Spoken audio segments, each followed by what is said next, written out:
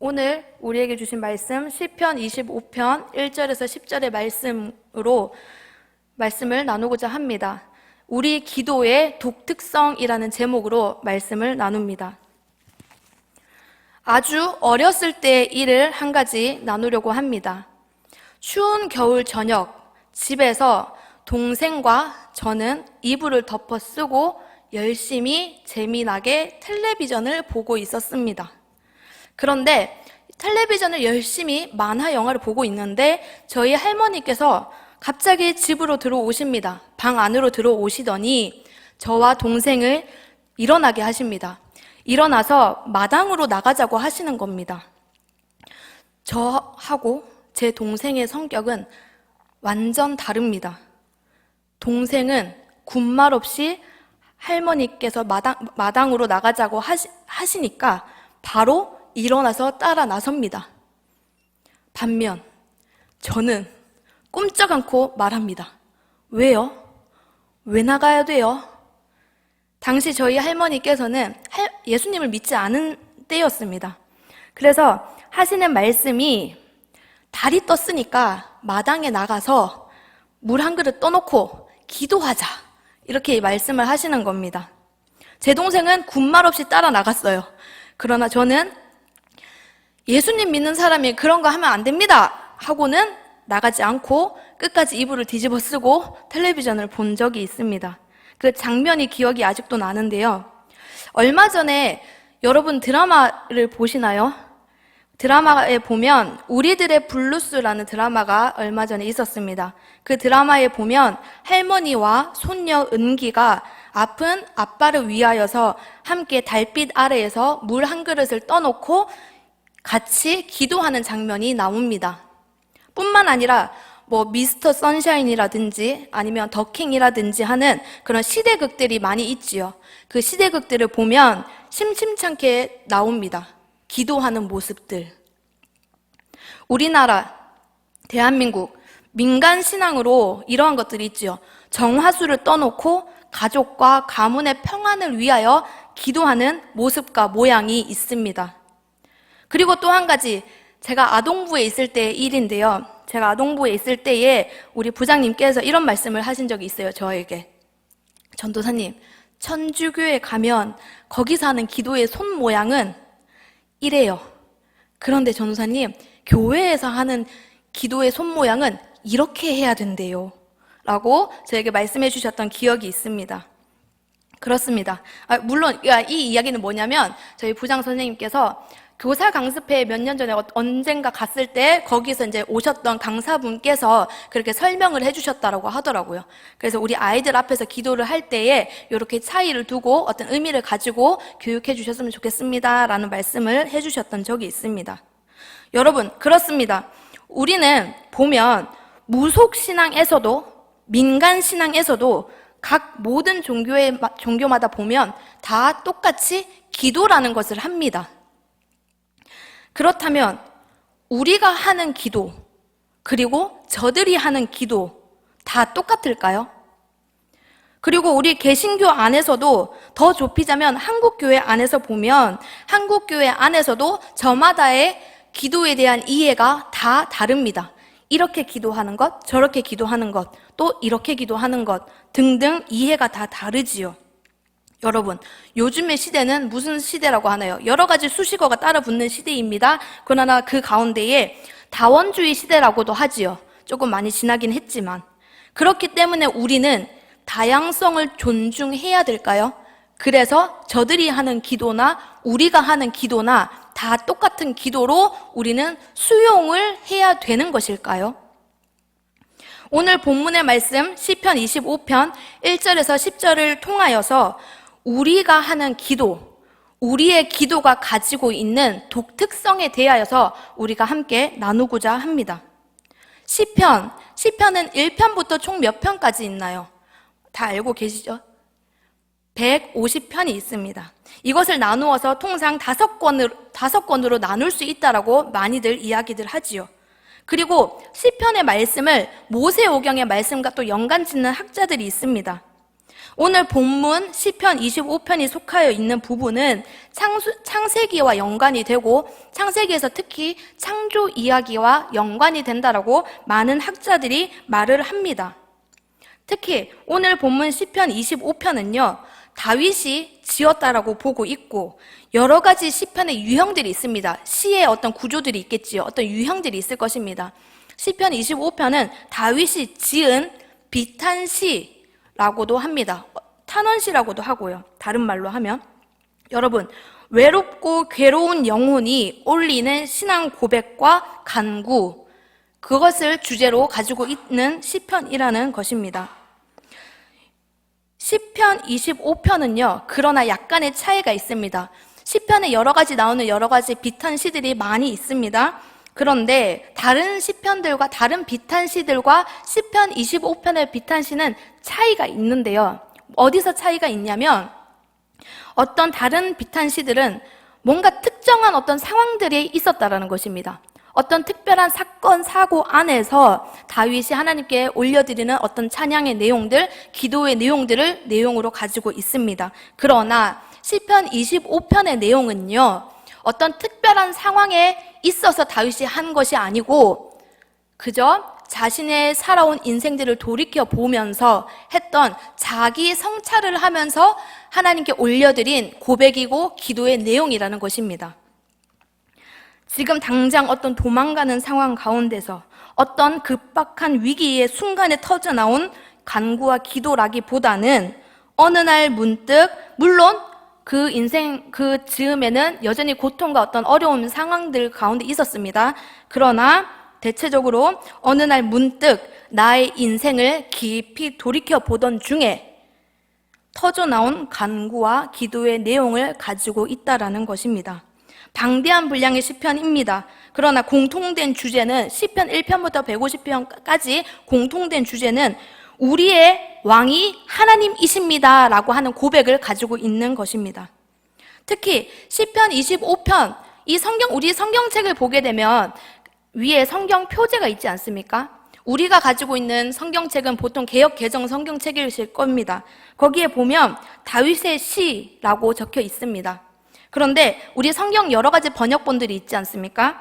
새 번역 성경에서 보면 시편 25편의 표제를 다윗의 시라고도 하지만 또 무엇이 하나 더 적혀 있냐면 인도와 도움을 구하는 기도라고 적혀 있습니다.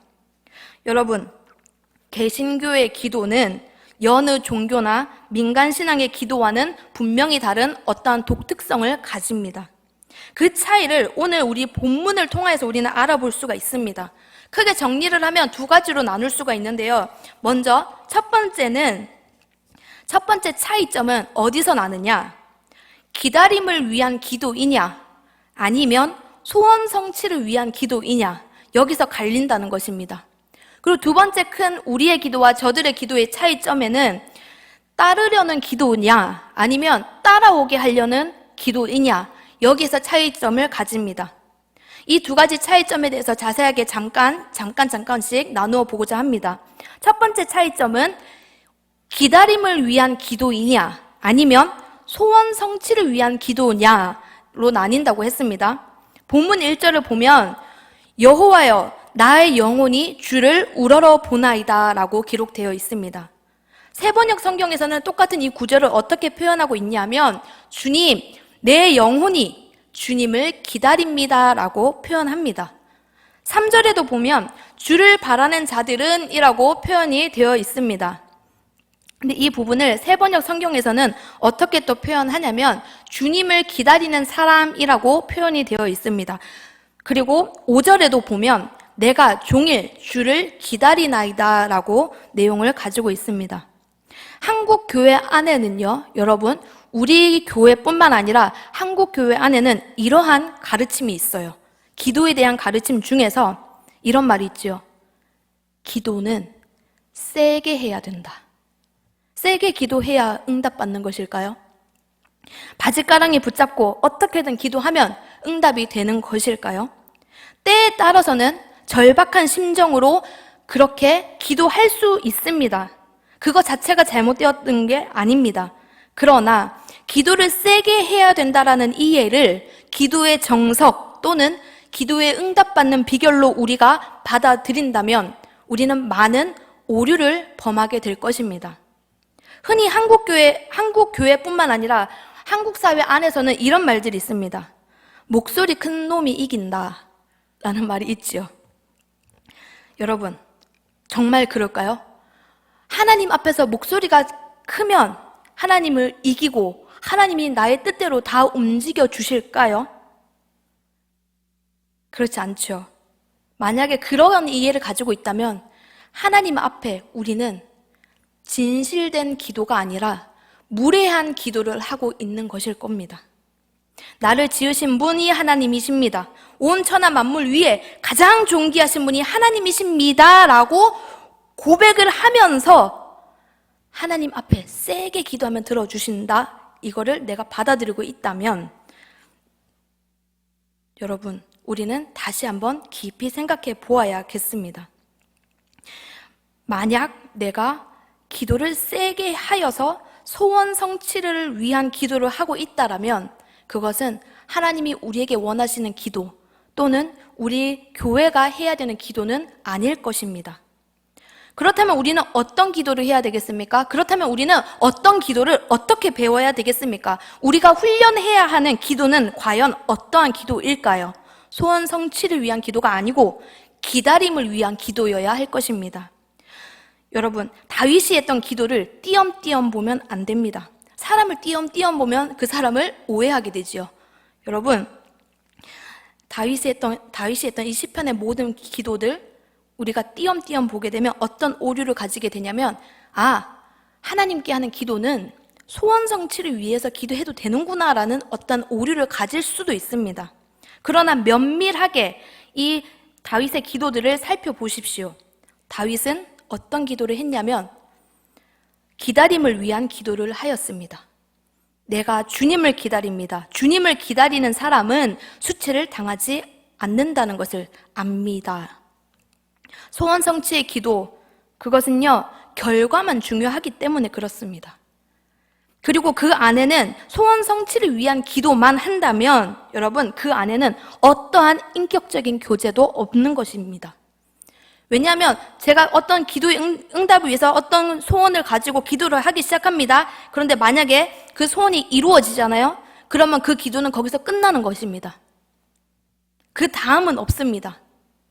그 다음은 그 다음에 기도를 안 한다는 게 아니라 또 기도는 이어질 것입니다. 그러나 그 기도는 그저 또 다른 소원 성취를 위한 기도에 불과하다는 것입니다.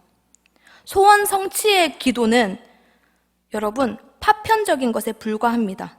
그러나 기다림의 기도는 질적으로 다른 것입니다. 기도에 대한 여러 가지 정의가 있습니다. 보통 이렇게 말합니다. 기도는 하나님께 대화라고 합니다. 기도의 응답은 어떤 하나의 소원 성취가 되고 안 되고의 문제를 넘어서는 차원을 가지고 있습니다. 일회성이 아니라는 것입니다. 파편적이지 않고 끊어지는 것이 아니라는 것입니다. 기도의 응답은 연속되는 것이고 지속되는 것입니다. 여러분, 대화가 무엇입니까? 저는 여러분과 달리 아직 미혼입니다. 그런데 요즘 교회에서 부쩍 저보고 결혼 안 하냐고 말씀하시는 분들이 많아요. 갑자기. 결혼하신 분들 어떠십니까? 여러분, 연애를 하다가 결혼을 합니다. 그리고 이제는 눈을 떠도 같이 있고 눈을 감아도 같이 있습니다. 혼자 있을 시간이 없습니다. 그때 어떻게 되나요? 보통 많이들 들은 바에 의하면 결혼 초반에 많이들 싸우신다고 합니다. 왜 다투겠습니까? 싸움의 과정 가운데 어떤 대화들이 있습니다. 만약에 대화가 계속해서 거듭거듭 이어진다면 여러분, 어떤 싸움을 넘어서 이제는 상대방과 진정한 연합의 진수를 경험하면서 한 가정을 이루어 나가게 되겠지요. 그러나 대화가 끊어진다면 어떻게 됩니까? 처음에 대화를 시도했다가 대화가 끊어진다면 약간 조금 어려운 상황들을 맞이하는 경우도 있지요. 여러분, 기도를 해가면서 하나님과 내가 서로 끊임없이 대화를 주고받으면서 뜻을 맞추어가는 그런 과정이 우리의 기도 생활 가운데 있어야 되는 겁니다. 이것이 시편 25편을 통하여서 내가 배우고 우리가 함께 훈련해야 되는 기다림의 기도라는 것입니다. 여기서 개신교 기도의 독특성을 우리는 발견할 수 있습니다. 하나님의 뜻 안에서 우리가 어떻게 반응하며 나아가는지를 하나님이 또한 보십니다. 우리만 하나님을 보는 것이 아니고, 우리만 하나님을 찾는 것이 아니고, 하나님이 주시는 그 응답 하나하나, 작은 것이든 큰 것이든 그 하나하나에 우리가 어떻게 반응하며 나아가는지를 하나님이 일일이 보고 계신다는 것입니다. 그리고 그 하나님은 또한 우리의 응답에 또 다른 응답으로 우리의 소소하고도 위대한 삶의 일들에 하나하나 개입하여 가시지요. 그렇게 나의 뜻, 하나님의 뜻이 대화를 나누는 것입니다. 다윗은 주님을 기다립니다. 주님을 바라는 자는 수치를 당하지 않습니다 라고 기도하면서 고백하며 간구했습니다. 시편 25편의 표제 기억하십니까? 인도와 도움을 구하는 기도라고 했습니다. 인도와 도움을 구하는 기도는 소원 성취를 위하여 세게 기도하는 것이 아닙니다. 인도와 도움을 구하는 기도는 하나님을 기다리는 기도입니다. 이어서 우리의 기도가 가지는 두 번째 차이점을 나눕니다. 바로 따르기 위한 기도냐, 아니면 따라오게 하려고 하는 기도이냐. 본문을 보시면요, 2절 그리고 4절에서 10절까지를 우리가 띄엄띄엄 보지 아니하고 면밀히 살펴본다면 2절을 봅니다. 개역개정에서는 여호와여 주의 도를 내게 보이시고 주의 길을 나에게 가르쳐 주소서라고 기록하고 있습니다. 세번역 성경에서는 이 구절을 주님의 길을 나에게 보여주시고 내가 마땅히 가야 할 그 길을 가르쳐 주십시오라고 기록합니다. 공동번역 성경이란 것도 있어요. 거기에 보면 이렇게 또 기록합니다. 당신의 길을 가르쳐 주시고 어떻게 살아야 할지를 가르쳐 주소서. 영어 성경 중에 CV라는 번역이 있습니다. 그 성경에서는 이렇게 말합니다. 나에게 당신의 길을 보여주시고 따르도록 가르쳐 주세요라고 되어 있습니다. 나머지 구절도 하나하나 살펴보십시오. 여러분, 여호와 하나님을 따르기 위하여 언제나 하나님의 뜻을 구하는 기도라는 것입니다. 하나님을 나의 뜻을 이루기 위한 어떠한 보조수단으로 하나님을 나에게 맞추어서 따라오게 하기 위한 기도가 아니라는 것입니다. 내가 하나님을 의지해야 합니다. 하나님의 긍휼하심과 인자하심이 변함없으시고 한결같으십니다. 그 하나님, 한결같으신 그 하나님을 의지한다고 우리는 그렇게 하나님께 기도해야 하는 것입니다. 내가 그 하나님의 편에 서는 것이지, 내가 하나님의 편으로 가려고 하는 것이지, 내가 있는 곳에 하나님이 내 편 들어주시기를 원하는 것, 때에 따라서는 그 말이 그런 해석이 필요할 수 있겠지만, 여러분, 우리는 언제나 하나님의 편으로 내가 가야 하는 것입니다. 최종적으로 정말로 하나님의 편에 서게 도우시는 분은, 결정적으로 도우시는 분은 하나님이시지만, 우리의 기도는 그러한 기도가 되어야 한다는 것입니다. 내가 하나님을 의지해야 합니다.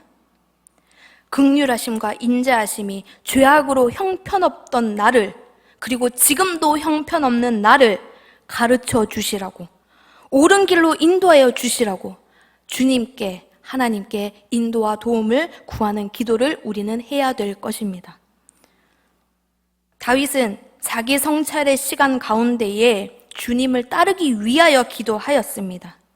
다윗은 자기 성찰을 하면서 그 가운데 자기 연민에 빠져가는 기도를 한 것이 아닙니다. 주님을 따르기 위하여 기도하였습니다.